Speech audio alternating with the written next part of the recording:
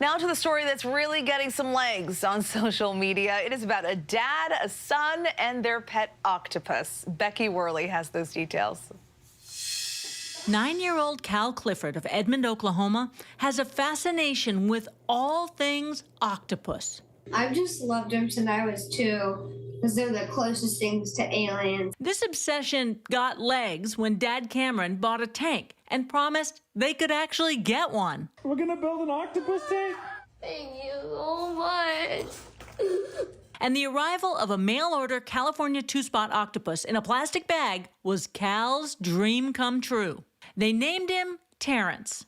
But then Terrence outgrew his tank. And then the Cliffords learned keeping an octopus tank was really hard. The electrical issue was a little bit scary, and that was kind of a wake-up call. The reverse osmosis filter, although properly installed, had a leak. And so finding out that our kitchen island and floors needed to be ripped out, that was a little bit inconvenient. And then Terrence the octopus became an octo-mom. We kind of estimated there were about between 40 and 70 eggs, but every one that hatched that I saw, I was able to catch and contain. And it was exactly 50. Terrence was renamed Terry, and the family assumed the eggs were unfertilized. But nope. One by one, they hatched. Each baby got a name. Beyonce was like this hippie octopus, and then Swim Shady, he's just like tentacles in the air. My wife named that one JC, and I think Bill Nye the Octopi is the most recent. Hi, buddy. When the babies started hatching faster than I could kind of catch them, I had to move a lot of them into the bathroom in these small containers because they would eat each other if they were put in the same container. The makeshift incubators took over bathrooms and countertops that the Cliffords dubbed Clampsterdam. Realizing this was untenable for the long term, a local reptile buff stepped in to help house the babies temporarily. The moral of the story? No, don't. Scientists don't recommend it. But would they have done anything different? Nothing really. I think he nailed it. What we do for our kids, right? The Cliffords' TikToks about this situation are hilarious. As one commenter said, I came for the octopus saga, but I stayed for the dad jokes. The family says they're trying to get these little critters adopted by educational institutions and aquariums, that they've turned down offers to sell them to individuals. And as for that plural issue on octopus, and the FBI says it has stopped a potential disaster, a school shooting at a high school and an elementary school. They have arrested a teenager in Maryland who they say had detailed plans to target both his high school and where he went to elementary school. Here's our Chief Justice correspondent, Pierre Thomas, now.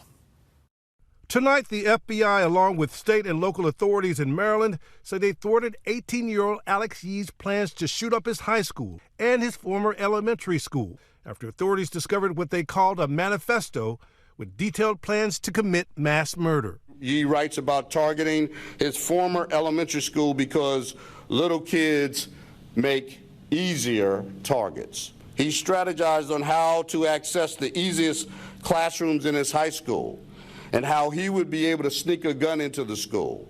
Yee, whose legal name is Andrea but uses male and female pronouns and goes by Alex, was known to authorities as having a history of mental health issues and an obsession with school shootings, issues that led him to be removed from school and placed into virtual learning last year. Last month, Yee allegedly shared the 129-page Google document with someone he knew, calling it a work of fiction. But police say when the person read it, they immediately called the police. Yee also wrote that he wanted to become a serial killer instead of a mass murderer because serial killers are romanticized a lot more. Yee was taken to a psychiatric hospital and is now being held without bond. Opening statements are scheduled to start Monday in former President Trump's New York hush money trial, with a full jury and alternates selected and sworn in. Trump saying this yesterday. What's happening here with the judicial system is an outrage. This is a giant witch hunt to try and hurt a campaign that's beating the worst president in history.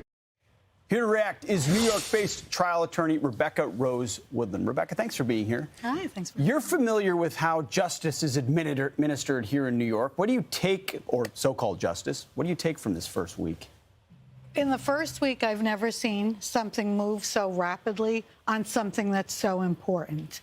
So Donald Trump has constitutional rights like everyone else, but somehow this judge is moving past things that he should be slowing down, taking his time, and giving intense weight to.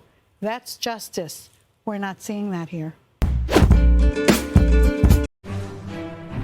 Okay, everyone, the TikTok bill has made its way through the House. Let's go right to Julie Sirkin. What happened? What are the results? Yeah, Alex, I'm keeping an eye on my phone because right now they're actually in the second vote in terms of this foreign aid package. Remember, there are 4 overall, 3 of them that actually concern foreign aid. The other one is TikTok, which, as you noted, actually just passed a couple of moments ago. The vote total was 360 to 58. About an equal number of Republicans to Democrats actually voted against it. 25 Republicans, to be exact, and 33 Democrats, but still a resounding approval for this piece of legislation. We knew that it would turn out this way because a couple of weeks ago, the House actually took up a TikTok bill that was very similar, except the timeline in which the Chinese parent company of TikTok, ByteDance, has to divest, meaning sell the app, now in this bill is up to a year. In the last one, it was 6 months. That's a change that is welcome for Senate Democrats who can control that chamber, and also President Biden in the White House. Hey, everyone. MSNBC has a new and improved app. You'll get real-time alerts and analysis, live blogs, in-depth essays, video highlights, and the best 2024 election coverage. Download the new MSNBC app. Here's how to do it. You tap on the App Store on your phone. You hit search on the bottom. Well, the Biden administration's EPA issuing their biggest crackdown on gas-powered cars to date. Our next guest is leading a coalition of 25 states to block the rule. They say it'll sacrifice the American auto industry to the radical green agenda. Kentucky Attorney General Russell Coleman joins us now. Good morning, Russell. Thank you so much for joining us today. Good morning, Nicole. Good morning from the Bluegrass State. So I've heard you say that this new EPA restrictions will actually take American jobs, move them overseas to countries that actually have poor emissions rules than we do here. What are you doing to combat this, and how do you think it'll hurt Americans? I'll tell you, Nicole, it's a lot like President Reagan's comment to Carter. There they go again, and again, and again, and again with this administration. It is yet another iteration of a radical green policy, a radical green agenda where the emperor ultimately has no clothes. I'm speaking to you from Kentucky. You think bourbon and horse racing, you think the Kentucky Derby, you don't think of 58,000 automobile jobs here in the Commonwealth alone. Throughout the Southeast now, we have become a region of auto jobs, and those jobs will be driven not only out of our Commonwealth, but will be driven out of our country through this radical agenda, through this new tailpipe policy. Well, and through the new policy, essentially, they are demanding that everyone shift to EV vehicles. But here's the problem that's going on with EV vehicles. The consumer demand is not there. Ford Motor Company alone reported a $4.7 billion loss last year because they're creating these EV vehicles, which, by the way, to create them has a larger footprint than making gas-powered vehicles, and they're just sitting vacant on lots because people can't afford them. And also, 2023 Consumer Reports show EVs had a 79% more problems than conventional cars. So how can we combat that? Well said, Nicole. I mean, let's be very clear. My colleagues, the 25 Republican attorneys general from across the country, we're not anti-electric vehicle. We're pro-free market. And the reality is there's just not the demand for these vehicles, per your comment. I'm sitting in a state that has 1% of the market is EV, 1% of the market here.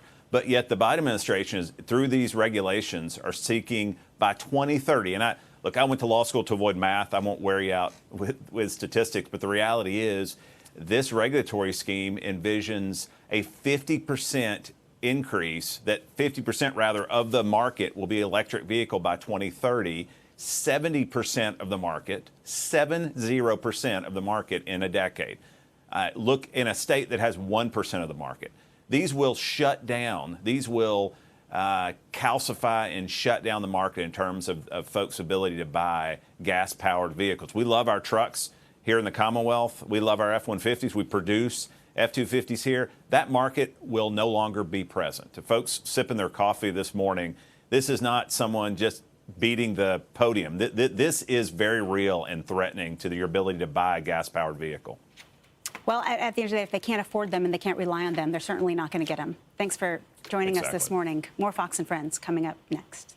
I'm Steve Doocy. I'm Brian Kilmeade. And I'm Ainsley Earhart. And click here to subscribe to the Fox News YouTube page to catch our hottest interviews and most compelling analysis.